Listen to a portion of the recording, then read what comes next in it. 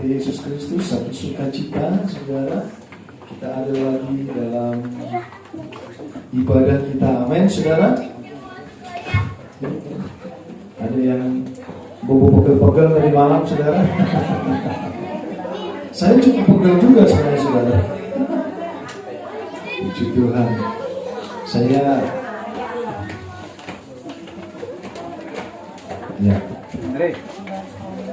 Saya dipaksa pakai baju ini, saudara. Puji Tuhan, kita hari ini warna-warni, amin. Kita adalah bangsa yang besar, kita adalah umat pilihan Tuhan. 78 tahun, saudara, Indonesia atau bangsa yang merdeka. Kita ada di dalamnya sebagai bagian dari rencana Tuhan, amin, saudara. Saya di kedutaan kalau ngobrol sama bule, saudara, kadang mereka suka kalah. Kalah kenapa? Kalau nanya berapa negara yang kamu sudah jalani, mereka paling 10 gitu paling banyak. Padahal mereka diplomat. Tanya saya, hampir 50 negara yang sudah jalani, saudara. Tetapi sekalipun saya melihat di sana, saudara, saya tetap terlalu cinta dengan bangsa ini. Amin, saudara. Makanya kembali, amin. Banyak teman saya nggak balik, saudara. Ya, mereka di luar negara di sana. Tetapi belum lama kami ke Bandung. Sahabat saya, saudara, dia ada kurang lebih 20 tahun di US, saudara. Dia balik, dia bilang tetap lebih nyaman di Indonesia. Ya, bangsa kita adalah bangsa yang diberkati, amin, saudara. Di dalamnya ada anak-anak Tuhan. Sekalipun mungkin kita mengalami banyak hal yang kurang berkenan, mungkin tekanan, tetapi bangsa ini adalah bangsa yang dikasih Tuhan, amin, saudara. Kalau saudara perhatikan di luar negeri, apalagi waktu awal-awal LGBT disahkan, saudara, ya, gereja banyak tutup, saudara. Kenapa? Kalau orang sesama jenis ingin menikah, gereja tolak, itu pendetanya masuk penjara, saudara. Karena itu konstitusi dari negara ini. Terlalu bebas, ya. Terlebih apalagi anak, saudara. Umur 17 itu sudah mau bebas. Banyak mereka sudah tidak sopan lagi kepada orang tua. Di negara lain seperti itu. Saya melihat sendiri. Bahkan gereja, saudara, banyakkan gereja di sana isinya paling muda umur 45, saudara. Rata-rata 50 sampai 70 tahun isinya di sana orang-orang yang beribadah. Tetapi kita adalah bangsa yang berkata Tuhan, amin, saudara. Kita merdeka 78 tahun. Tetapi hari ini, kala kita merayakan kemerdekaan itu, mari kita juga memperhatikan kemerdekaan kita dari dosa. Amin, saudara. Ya, ada dari pemerintahan, saudara, ada Pak RT hadir. Ya, mewakili pemerintah, saudara. Ya, selalu kita undang saudara dari pemerintah setempat, saudara. Ya, saudara, mari kita perhatikan selamat ulang tahun bagi yang berulang tahun, saudara. Ibu Jubaida tanggal 16, ya. 16 sama, kita juga tanggal 16. Hari ini juga dalam tahun. Coba tunjuk tangan. Ibu Tutut ulang tahun. Alhamdulillah, selamat tahun ya. Pak Willy juga ulang tahun, ya. Selamat ulang tahun Pak Willy. Kita semua sukacita diberkati Tuhan, amin. Sekalipun pada saat nanti kita habis dari sini kita ketawa-tawa, saudara, pulang kita ditagih kontrakan, gak apa-apa, saudara. Yang jelas kita bersukacita dulu, amin, saudara. Injil Yohanes pasal 8, mari kita perhatikan, saudara. Injil Yohanes pasal 8 ayat 30 sampai 36. Ya, Injil Yohanes pasal 8 ayat 30 sampai 36, saudara. Ya, saya rendah kita berdiri lagi yuk. Masih capek gak sih? Ya, kita sama-sama baca, ya.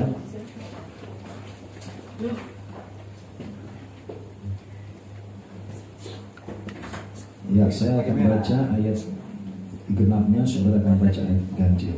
Judulnya kebenaran yang memerdekakan. Setelah Yesus mengatakan semuanya itu, banyak orang percaya kepadanya. Monggo.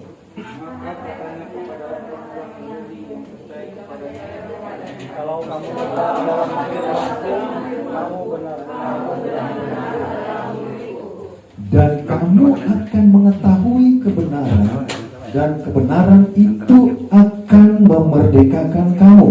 Lanjut.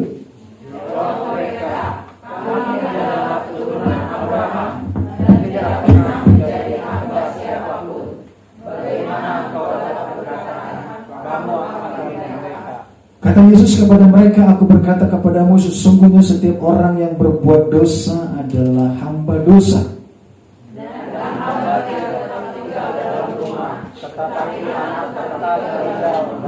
Jadi apabila anak itu memerdekakan kamu, kamu pun benar-benar merdeka. Haleluya. Silakan duduk, saudara.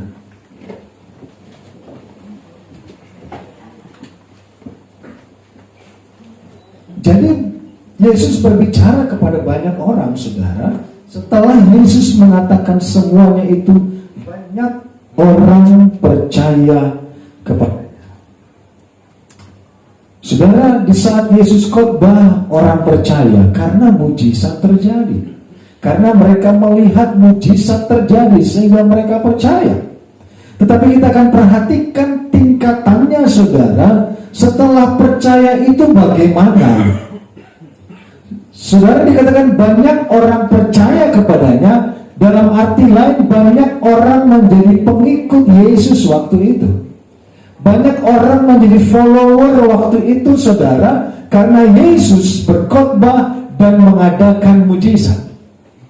Tetapi dalam konteks ini, saudara, Yesus tidak berkonsentrasi kepada hanya sebatas percaya, hanya sebatas mereka menjadi pengikut Yesus, hanya tidak sebatas kepada mereka adalah follower, tetapi Yesus mulai menaikkan levelnya, saudara. Dikatakan bahwa selanjutnya maka katanya kepadanya, orang-orang Yahudi percaya kepadanya, maka jikalau kamu tetap dalam firman-Ku, maka kamu benar-benar adalah murid-Ku. Saudara, di sini Yesus sedang menaikkan bahwa jika kamu tetap dalam firman-Ku, kamu adalah benar-benar murid-Ku. Sepertinya Yesus tidak puas dengan orang hanya sebagai pengikut, hanya sebagai follower, hanya cukup di level percaya, saudara. Yesus berbicara, berkhotbah, orang percaya, amin, puji Tuhan, haleluya. Tetapi tidak sampai hanya kepada percaya, tidak hanya sampai kepada follower. Karena biasa follower kurang bertanggung jawab, saudara, di mata Yesus. Saudara, kalau lihat, saya sampaikan juga di hari Jumat kemarin, kalau lihat saudara seorang artis, followernya banyak, wow, followernya contohnya 5 juta gitu, saudara. Tetapi followernya itu kadang komen bisa memuji, wah penampilannya bagus sekali, gitu. Tapi ada juga yang mengejek, saudara. Itu follower. Wah, hari ini penampilannya aneh, katrok, gitu, saudara. Itu follower, saudara. Tetapi kita bukan sebatas follower. Yesus mau kita naik kepada murid. Jikalau kamu tetap dalam firman-Ku, kamu benar-benar adalah murid-Ku. Yesus sedang mencari orang yang benar-benar murid Yesus. Amin, saudara. Kita perhatikan dalam 2 Korintus 13 ayat 5. Ya. Jadi bukan hanya sampai kepada follower, tapi Yesus mau semua orang menjadi murid. Coba lihat dalam 2 Korintus 13 ayat 5. Ujilah dirimu sendiri, apakah kamu tetap tegak di dalam iman. Selidikilah dirimu sendiri, apakah kamu tidak yakin akan dirimu bahwa Kristus Yesus ada di dalam diri kamu. Sebab jika tidak demikian, kamu tidak tahan uji. Saudaraku, yang mengetahui firman ada di dalam kita, itu diri kita sendiri. Korintus katakan, ujilah dirimu, apakah kamu benar-benar ada di dalam Yesus? Apakah firman benar-benar tinggal di dalam kamu? Yesus katakan tadi, kalau firman tinggal dalam kamu, kamu adalah benar-benar muridku. Caranya bagaimana? Korintus katakan, uji dirimu, saudara. Ada kesempatan Tuhan mau kita menguji diri kita sendiri. Apakah benar-benar kita adalah murid Tuhan? Apakah kita benar-benar adalah murid Yesus atau sekedar follower?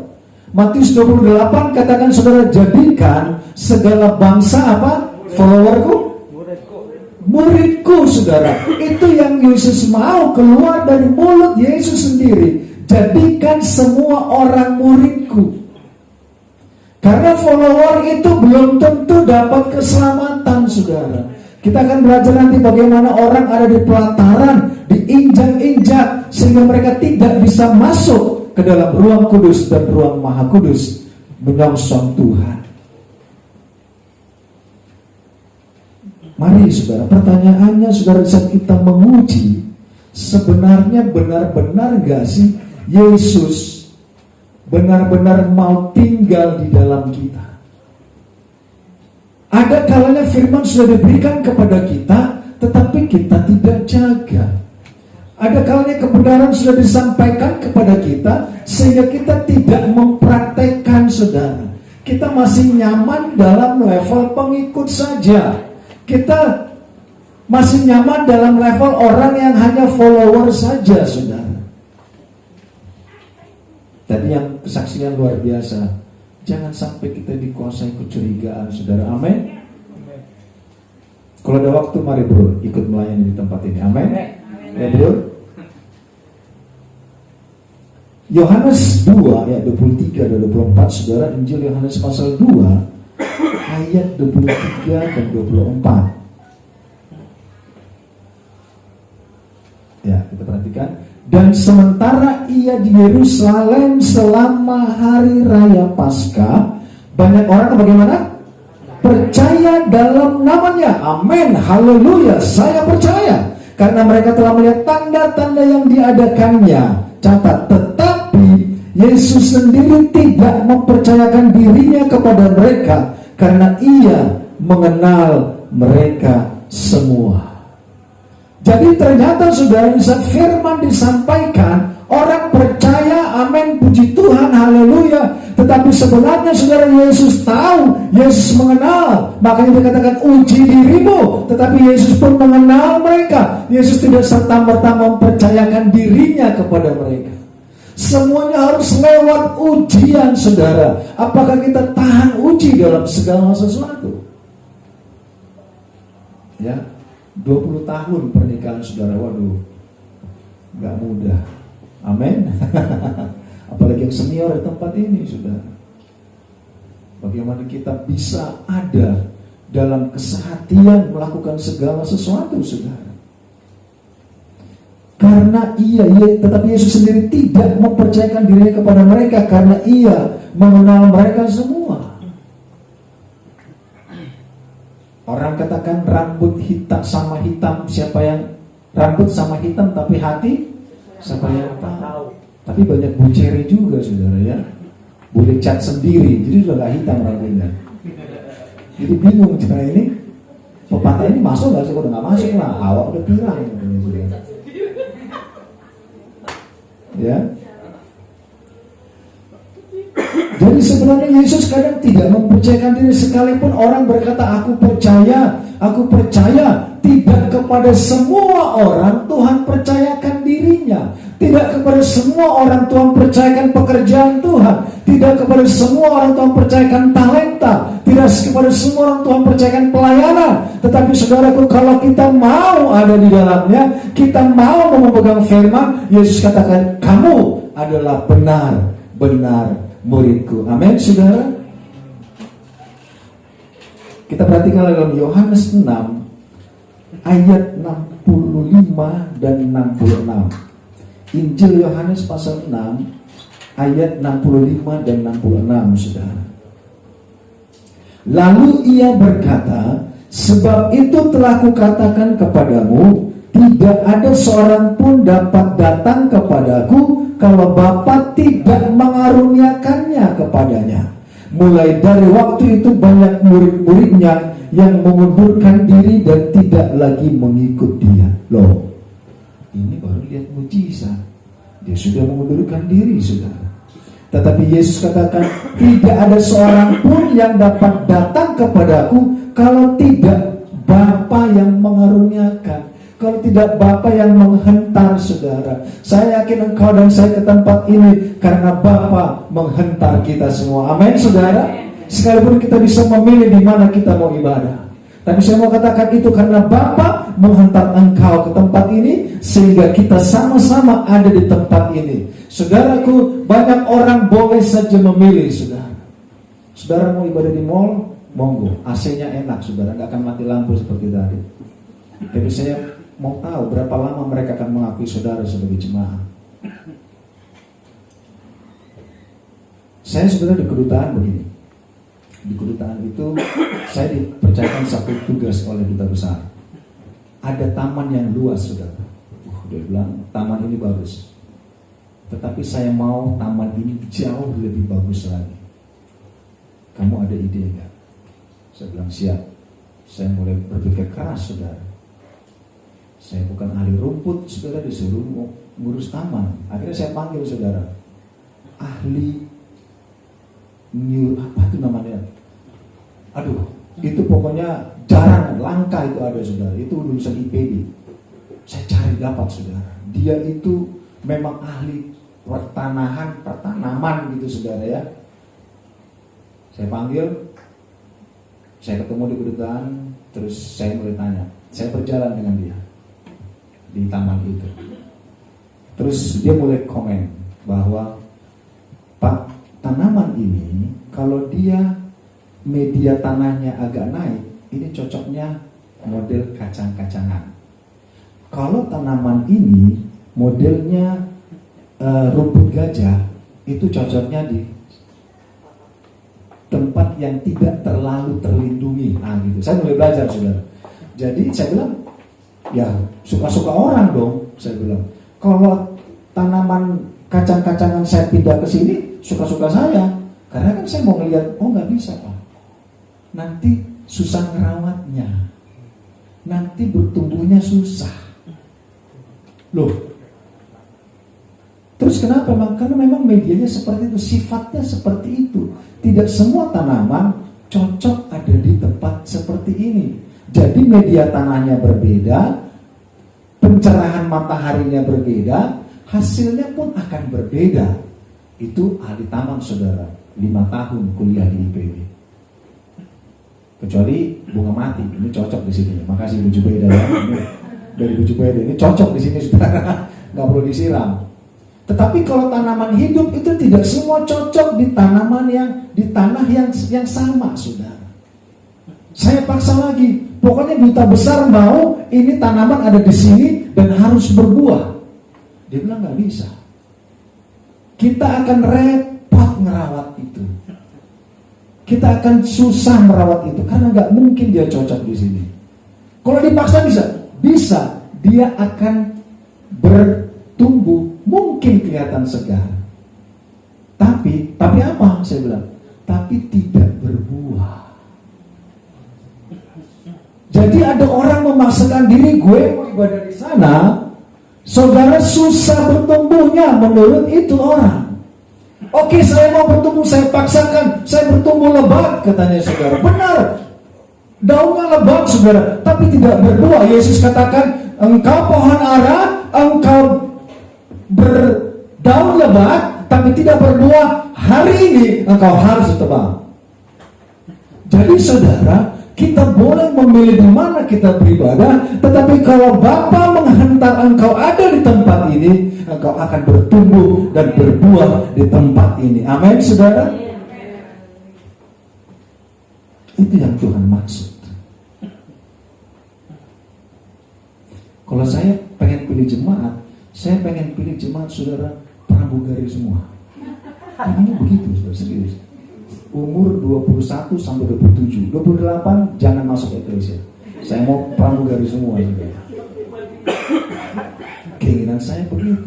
Tetapi saya kan diantarkan orang, tidak diantarkan Bapak. Bapak menghantar saudara di tempat ini untuk kami sama-sama kita belajar untuk dewasa. Amin, saudara. Supaya kamu benar-benar muridku, itu kata Tuhan, saudara.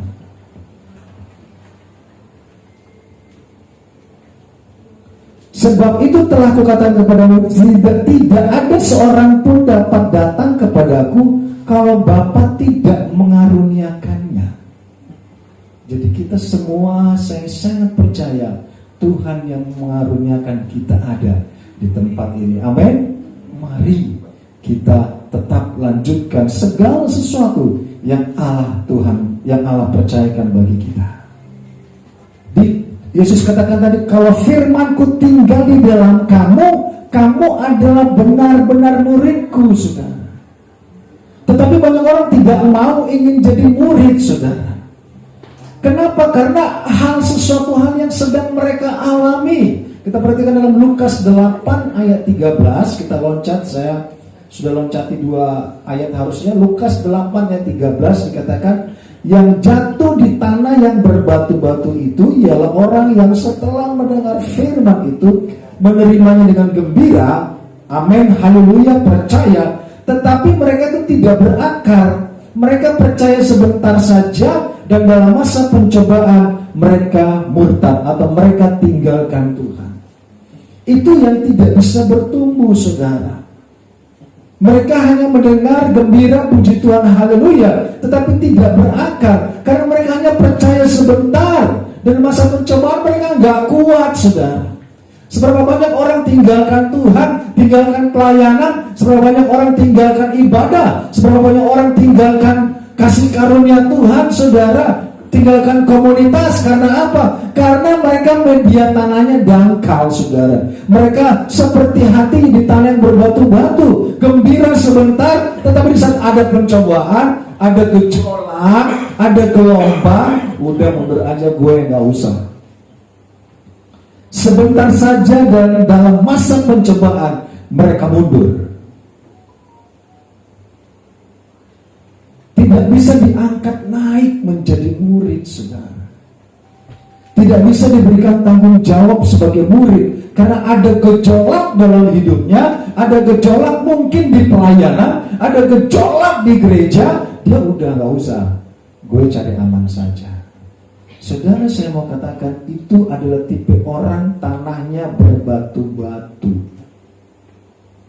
Wih, kalau kita gambarkan hati adalah tanah, berarti hatinya berbatu-batu, saudara. Orang, kita berdoa, saudara, buat Bapak Keanu, saudara, dia ada batu ginjal, 1 batu ginjal aja, saudara, itu sudah menderitanya luar biasa. Kita terus doakan pelayan Tuhan, saudara. Apalagi kalau hatinya berbatu-batu, gak akan bisa bertahan, saudara. Sudah pernah melihat pohon durian tumbuh di atas batu, saudara? Yang ada ilalang. Ilalang tujuannya akhirnya kemana, saudara? Dibakar. Makanya perlu, saudaraku, bahwa kita menyimpan firman. Kalau kamu menyimpan firman, kamu adalah muridku. Amin. Tantangan kita gak sedikit, pasti banyak, saudara. Tetapi Tuhan mau angkat kita menjadi murid, karena di mata Tuhan follower atau pengikut hanya sebatas orang percaya, saudara, tidak akan mendapat bagian dari kerajaan Allah. Sekalipun orang katakan, oh Kristen kan punya kalimat syahadat, aku percaya Yesus, sekali selamat tetap selamat, monggo, saudara. Tetapi sesuai dengan firman Tuhan, kita harus mengerjakan keselamatan dengan takut dan gentar. Amin, saudara. Ini yang menjadi berbeda, saudara. Ayat selanjutnya, ayat 32. Dan kamu akan mengetahui kebenaran, dan kebenaran itu akan memerdekakan kamu. Jadi di saat kita menjadi murid Yesus, firman di dalam kita, dan dikatakan, dan kamu akan mengetahui kebenaran, dan kebenaran itu akan memerdekakan kamu, saudara. Berarti, saudara, saya mau katakan begini, bangsa Indonesia, negara kita merdeka itu karena perjuangan para pahlawan yang sampai mencucurkan darah, yang sampai rela mati untuk memperjuangkan, untuk merebut kemerdekaan. Betul ya?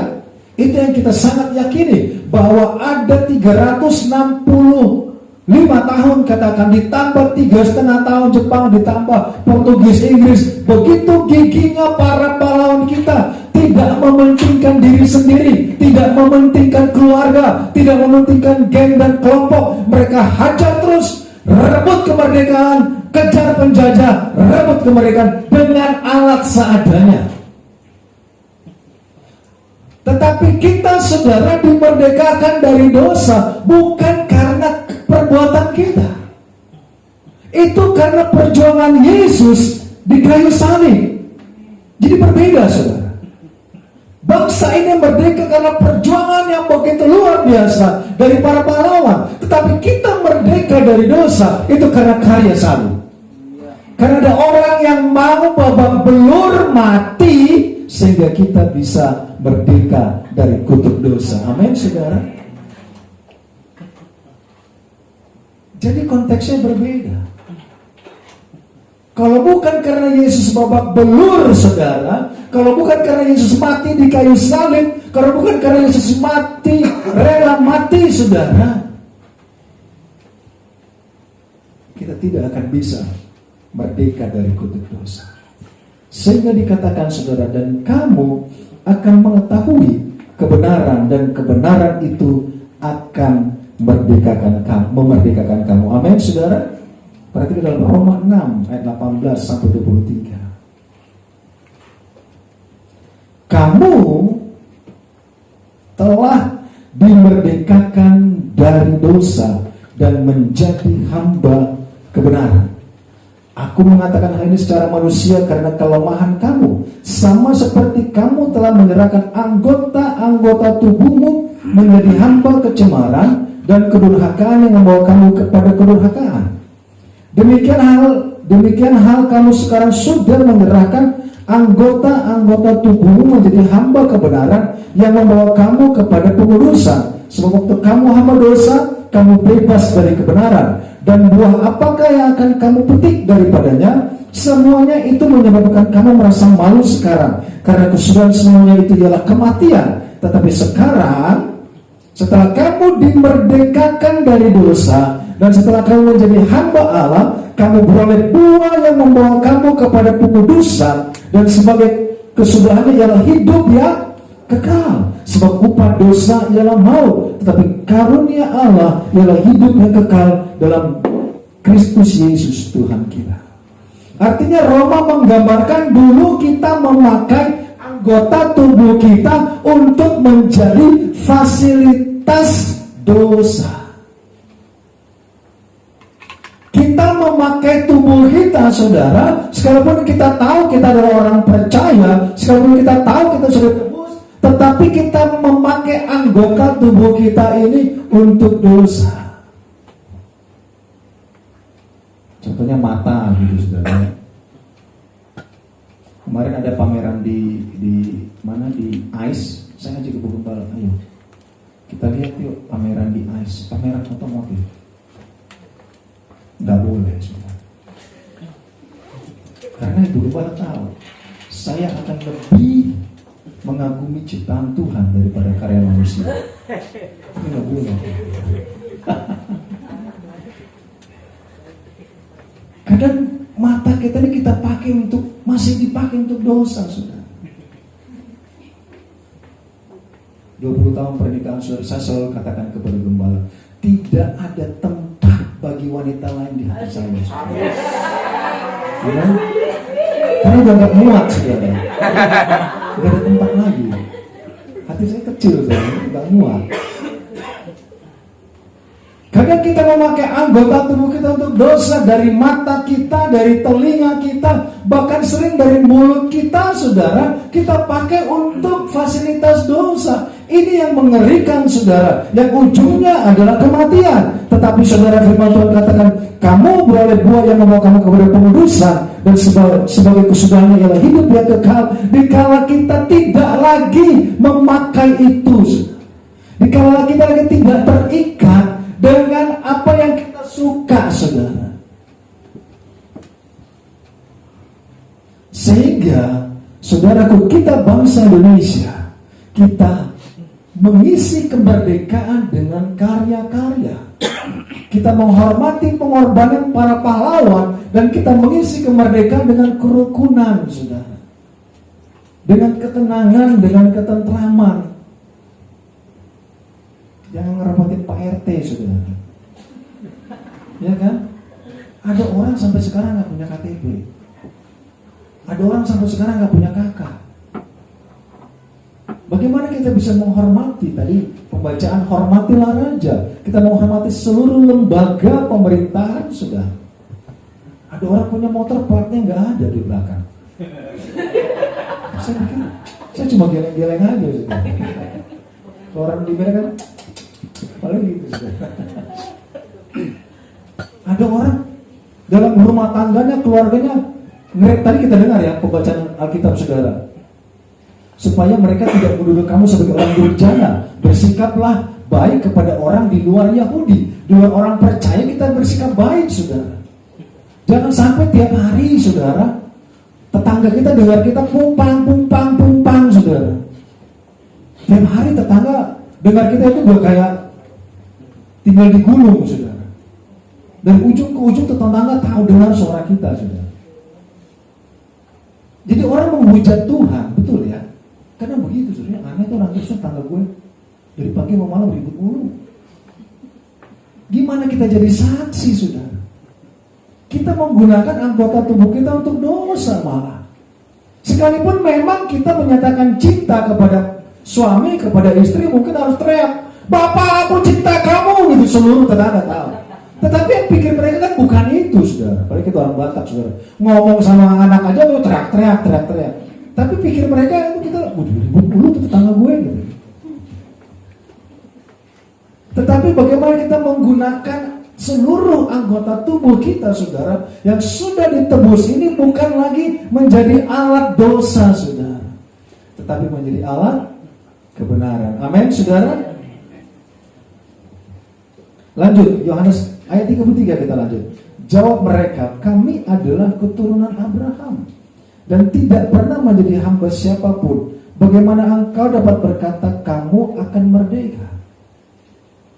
Saudara, pikiran bangsa Israel waktu itu pertama adalah Yesus datang memerdekakan mereka dari jajahan bangsa Roma. Tetapi justru Yesus datang untuk menyelamatkan mereka dari dosa. Beda persepsi, saudara. Dan juga, saudara, ini mereka agak ngeyel ya, orang Yahudi, saudara. Dia bilang, kami keturunan Abraham, kami tidak pernah menjadi hamba siapapun. Loh, lupa dia. Banyak orang lupa, saudara. Lupa bangsa Israel bahwa mereka pernah dijajah di Mesir, mereka menjadi budak 400 tahun. Mereka menjadi budak di Babel 70 tahun. Belum lagi mereka pernah menjadi budak di Media Persia. Mereka menjadi budak oleh Roma, dijajah Roma. Mereka pernah dijajah oleh Yunani, saudara. Tapi mereka lupa, gue gak pernah jadi budak Roma, gak pernah. Gue gak pernah merasa dijajah. Kan banyak orang begitu kadang, saudara. Gue gak pernah menggunakan mulut gue untuk dosa, gak pernah. Bro, bohong itu.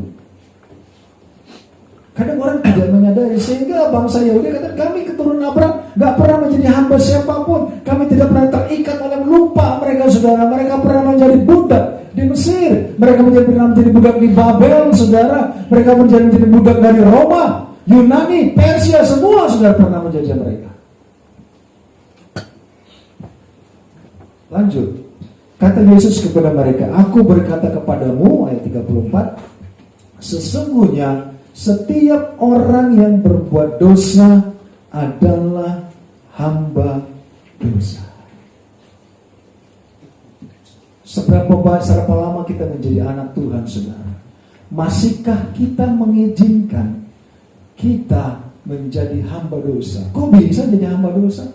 Dengan cara kita menggunakan seluruh perangkat yang Tuhan sudah kasih, potensi yang Tuhan sudah kasih kepada kita, malah untuk melakukan ketidakbenaran, malah untuk melakukan dosa, saudara.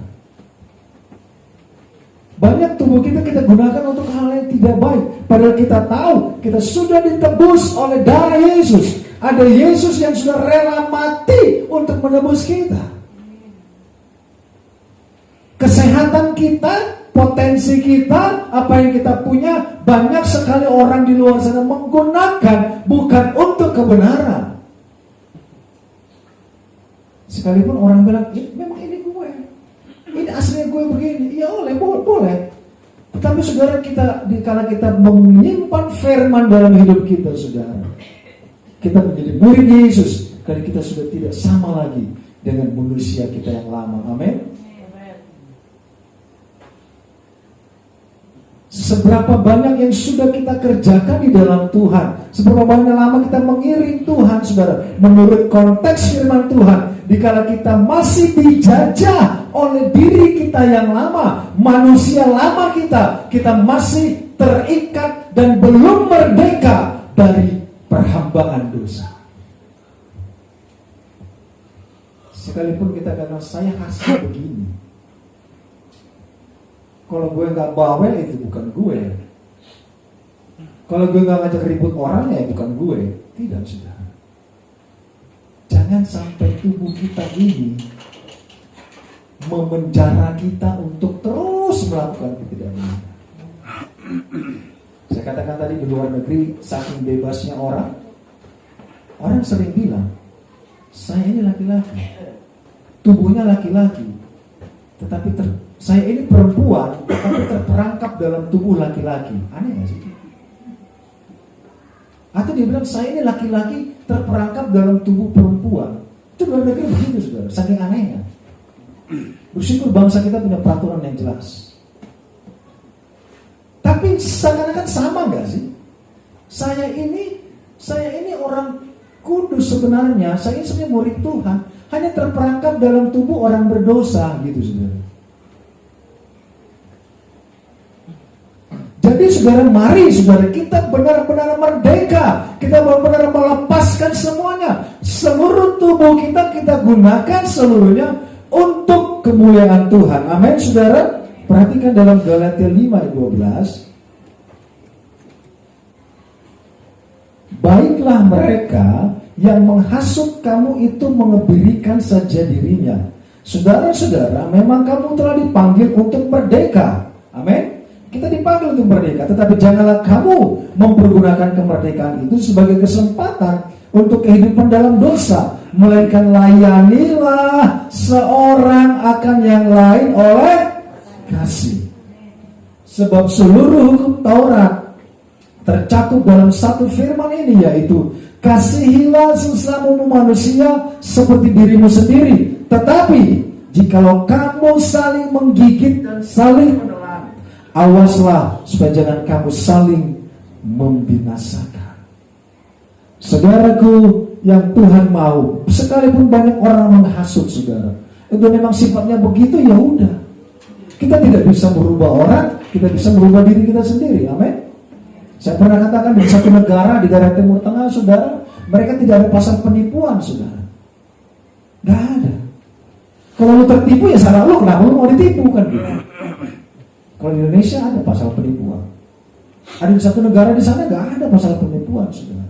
Jadi kalau orang menghasut kita untuk berdosa, menghasut kita untuk tidak ibadah, menghasut kita untuk melakukan sesuatu yang tidak berkenan atau bertentangan dengan firman, firman Tuhan katakan biar itu orang mengebirikan dirinya. Tapi dia suka menghasut saya, ya kenapa mau dihasut? Saudara, keselamatan kita tidak tergantung pada hasutan orang. Keluarga kita mau diberkati tidak tergantung pada hasutan orang. Hidup kita, masa depan kita tidak tergantung pada hasutan orang. Hidup kita ditentukan oleh apa? firman Tuhan. Amin. Sehingga saudara, mari kita menggunakan seluruh kehidupan kita untuk melakukan kebenaran, bukan untuk dosa. Berapa lama kita sudah menjadi anak Tuhan, tetapi kalau kita masih katakan, saya sebenarnya orang baik, saya sebenarnya anak Tuhan, saya sebenarnya cinta Tuhan, saya sebenarnya cinta pelayanan, tetapi saya terperangkap dalam tubuh orang yang suka berdosa. Mari kita memerdekakan diri kita. Amin, saudara. Tapi saya cuma terpengaruh, saya bersuruh terpengaruh. Bagaimana kita bisa diberkati kalau kita masih lebih mendengarkan hasutan orang daripada firman Allah? Amin. Ini yang bahaya, saudara. Saya mengasihi kita semua. Firman Tuhan katakan tadi, tidak ada yang datang beribadah kalau bukan Bapa yang menghantarnya. Saudara dan saya dihantar Bapa ke tempat ini. Amin, saudara.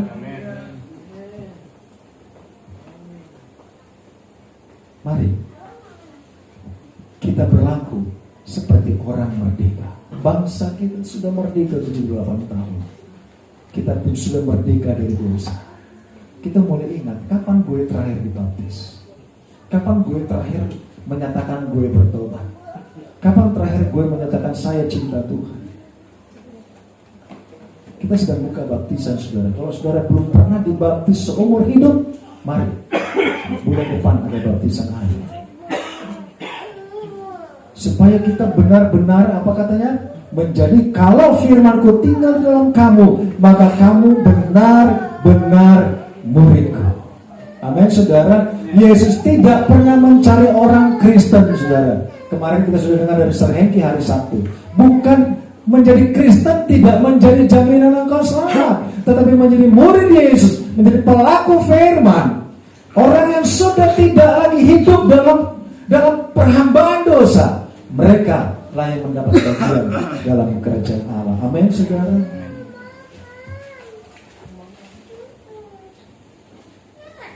Mari kita semakin mengerti. Lanjut ayat 35-36. Dan hamba tidak tetap tinggal dalam rumah, tetapi anak tetap tinggal dalam rumah. Jadi apabila anak itu, yaitu Yesus, memerdekakan kamu, kamu pun benar-benar merdeka. Amin, saudara. Pertanyaannya kita mau gak sih merdeka? Mau gak sih kita merdeka dari kebiasaan dosa? Mau gak sih kita merdeka dari kita menggunakan seluruh bagian tubuh kita untuk menjadi alat dosa? Kalau kita mau, Yesus sanggup memberikan engkau dan saya. Amin.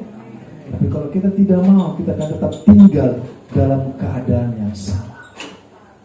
Kita akan tetap begitu saja. Karena ini bicara hubungan dengan Tuhan, hubungan dengan Allah yang sanggup menolong dan membela kita. Tidak sedikit orang di luar sana doanya kadang suka berat, saudara. Hidupnya begitu-begitu saja, imannya kering, saudara. Tidak pernah lagi berbuah, saudara. Karena memang mereka masih menyimpan, nyaman dengan kehidupan dosa, nyaman dengan sifat dan sikap mereka yang sudah ada dari dulu-dulu. Sekalipun mereka sudah dibaptis, sudah bertobat, sudah terima Yesus.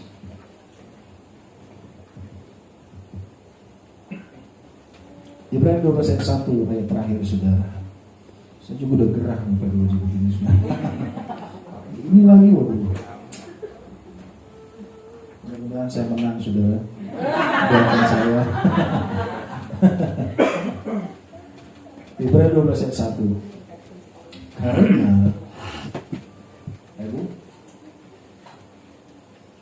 Karena kita mempunyai banyak saksi, bagaikan awan yang mengelilingi kita, marilah kita menanggalkan semua beban dan dosa yang apa? Begitu merintangi kita, dan berlomba dengan tekun dalam perlombaan yang diwajibkan bagi kita.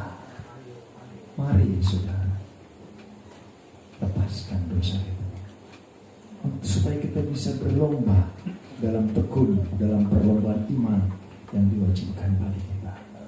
Saya yakin kita semua ingin menerima hadiah. Amin, saudara. Nanti ada hadiahnya, saudara. Saya lihat waktu kemarin Ibu juga ada goyangannya luar biasa. Itu waduh, itu bunyi gonjang ganjing, saudara. Kalau nggak menang bahaya itu.